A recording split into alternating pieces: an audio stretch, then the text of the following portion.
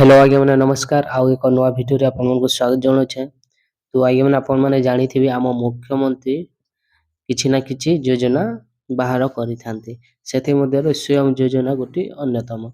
तो आज्ञा मैंने स्वयं योजना कौन आपण मैंने ए वीडियो माध्यम रे संपूर्ण खबर जानी पारिबे।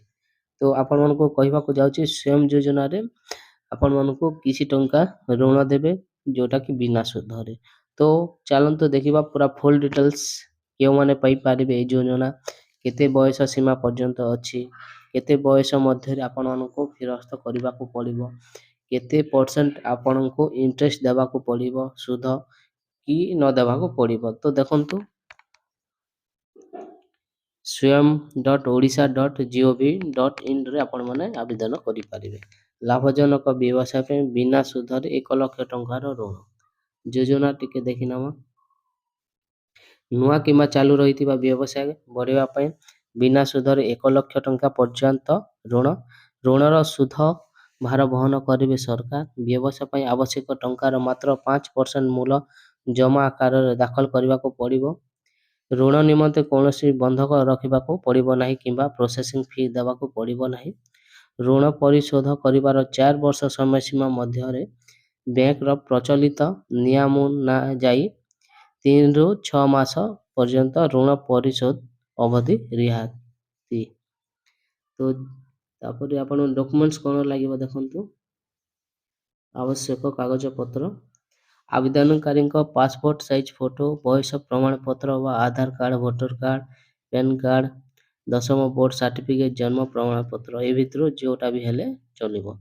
वासस्थान प्रमाण पत्र आधार कार्ड किंबा तहसीलदार द्वारा दिया जाइथिबा वासस्थान प्रमाण पत्र वोटर आईडी वार्षिक आय प्रमाण पत्र विजु स्वास्थ्य कार्ड कालिया योजना कार्ड ए मध्ये जोटा थिले भी हबो।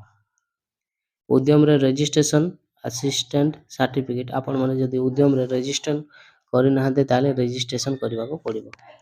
जाति बा भिन्नक्षम प्रमाण पत्र आपनको कास्ट सर्टिफिकेट लागिबो। सहरांचल किन्नरक द्वारा घोषणा पत्र आउ देखंतु योग्यता के माने आवेदन करि पारिबे 18 वर्ष रु 35 वर्ष बयस पर्यंत आग्रही युवक युवती माने करि पारिबे। अनुसूचित जाति जनजाति भिन्नक्षम किन्नर ऋण ग्रहीतांक पई सर्वोच्च बयस सीमा 40 वर्ष जोटा कि से मानक पई 5 वर्ष बढ़ाई जाईछि। कालिया विजु स्वास्थ्य कल्याण योजना रे अंतर्भुक्त होइतिबा परिवार किंबा ग्रामांचल 2 लाख टंका एवं सहरांचल 3 लाख टंका कम वार्षिक आय थिबा परिवार उद्यम योजना रे पंजीकृत किंबा सहायक नंबरधारी युवक युवती। आवेदन प्रक्रिया किपरि आपण मन आवेदन करिवे आवेदन कारी swam.odisha.gov.in वेबसाइट अथवा मो सेवा केंद्र सहायता रे आवेदन करि पारिबे। यदि आपण माने करि पारछन बोले तो भल कथा न होले आपण मो सेवा केंद्र को जाईकी मध्य करि पारिबे। सहरांचल आवेदनकारी निज ऋण दरखास्त विज्ञापित अंचल परिषद पौर परिषद महानिगम कार्यालय मध्य दाखल करि पारिबे। आवेदनकारी जे बैंक रो ऋण नेबाको इच्छुक ताहा आवेदन समय रे दर्शाइबे। आसंता 23/2/2024 रिखरो आवेदन ग्रहण करा जीवो। तो आज्ञा माने आवेदन आरंभ होई सारी छी। तो यही थिला आपण मानको छोटिया अपडेट आपण माने जानि पारथिबे स्वयं योजना कोन। जदि आज्ञा माने आपण माने किछु भी डाउट थिले कमेंट तले कमेंट करिवे मु आपण मानको श्योर कहिबी।